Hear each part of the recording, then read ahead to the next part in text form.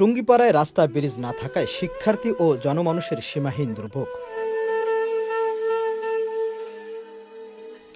মাত্র 2 কিলোমিটার রাস্তা ও একটি সেতুর অভাবে গোপালগঞ্জের টুঙ্গিপাড়া উপজেলার বন্যাবাড়ি মানুষের চরম দুর্ভোগ পোহাতে হচ্ছে। গোপালপুর ইউনিয়নের প্রত্যন্ত গ্রাম বন্যাবাড়ি। এই গ্রামের পূর্বপাড়া রায়বাড়ির প্রায় 200 হিন্দু সম্প্রদায়ের মানুষের বসবাস ও 50 জন শিক্ষার্থী রয়েছে। কৃষি নির্ভর এই গ্রামের মানুষের উৎপাদিত কৃষি পণ্য উপজেলার সদর বিভিন্ন হাটবাজারে পৌঁছাতে এবং রোগীদের দ্রুত হাসপাতালে নিতে অনেক দুর্ভোগ পোহাতে হয়। বাবা আমাকে তো চলাচলের কি খারাপ, আমরা তো কিভাবে চলাচলতি করি, কি কষ্টে হাঁটি আমরা দেখছি যে আমরা বিলির ভিতর বসত করি, আমরা কিভাবে যাই একটু স্কুলে যে হাঁটিয়ে গেল ওই যে গুরুগরা ছোট ছোট মানুষ, আবার বাসির সময় নৌকো নই বাইয়ে যায়, কিভাবে যায়। এমন সময় দেয়া যায় বাচ্চারা স্কুলে গেছে একসাথে এক নৌকোয় 2-3 জন, নৌকোটা বুড়োয় নিয়ে চলে গেছে, করছে মা আমি আর স্কুলে যাব না। বাবা কেন কয় যে এত পথ খোঁচাই গেছি আর নৌকো বুড়ে গেছে, মা আমার আর জাতি হচ্ছে না। চেয়ারম্যান মেম্বার যারা এই জায়গায় বানাই না কেন, এরা মনে কয় ওনার কারণে এখন পর্যন্ত এটা পৌঁছায় না যে আমার এলাকায় এখন এরকম জায়গা আছে, এরা এখনো চলাচলতি করতে পারে না, অথচ ছেলে মেয়ে স্কুলে দিতে পারে না। এমনকি মৃত ব্যক্তির সৎকার করতে হয় সীমাহীন দুর্ভোগ। বর্ষাকালে কলাগাছের ভেলা, নৌকা, তালের ডোঙ্গা অথবা ঘাড়ে করে কোমর পানি ভেঙে মরদেহ নিতে হয় শ্মশানে।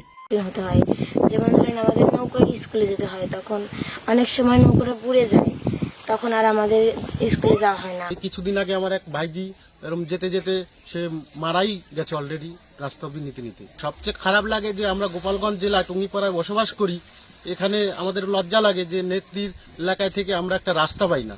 এসএসসি পরীক্ষা দেবে, সেই পরীক্ষাটা দিতেই পারলো না, আর আমার ছেলেটা বলে আমরা শিখতে পারলো না।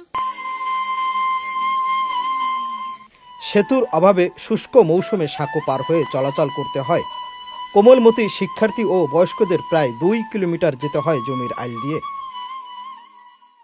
বন্যবাড়ি রায়বাড়ি, যেটাকে ডাকনামে ভেড়াবাড়ি বলে, সেই এলাকা প্রায় 1.5 থেকে 2 কিলোমিটার জায়গাটা। সেইখানে আমরা এখনও একটা বিষয়বদ্ধ পেলে আমরা এই রাস্তাটা করতে পারি, এবং বেলেডাঙ্গা সোনাখালী কয়েকটি রাস্তা এখন আমাদের বাকি আছে।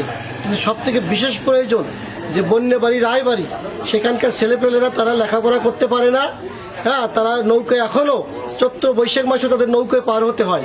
সরেজমিনে পরিদর্শন করবেন, পরিদর্শন করার পরে যেখানে রাস্তা যতটুকু দরকার হয় আমরা প্রাক্কলন করে আমাদের সংশ্লিষ্ট মন্ত্রণালয়ে পাঠাবো। করার পরে যা যা দরকার হবে এলাকার উন্নয়নের জন্য বা বাচ্চাদেরকে শিক্ষা প্রতিষ্ঠানে আনার জন্য বা কৃষি পণ্য পরিবহনের জন্য যা যেরকম দরকার হয়, যেটা দরকার হয় আমরা সবটুকু ব্যবস্থা করবো। এই সমস্যাটি নিয়ে আমরা উপজেলা পরিষদের মাসিক সমন্বয় সভায় আলোচনা করেছি। আমরা এখানে একটা প্রকল্প গ্রহণ করেছি, এই প্রকল্পের মাধ্যমে আমরা একটি কাঠের পুল তৈরি করে দেব। আমরা খুব শিগগিরই এই প্রকল্পটা গ্রহণ করেছি, ইতিমধ্যে খুব শিগগিরই কার্যক্রম আমরা শুরু করবো ইনশাআল্লাহ। রোগী থেকেই লাশ, সবকিছুর জন্য থমকে যায় রাস্তা না থাকার কারণে। এই অবস্থার অবসান ঘটবে দ্রুতই, এমনটাই প্রত্যাশা সকলের। গোপালগঞ্জের টুঙ্গিপাড়া থেকে শফিক শিমুল, দিগ্বিজয়।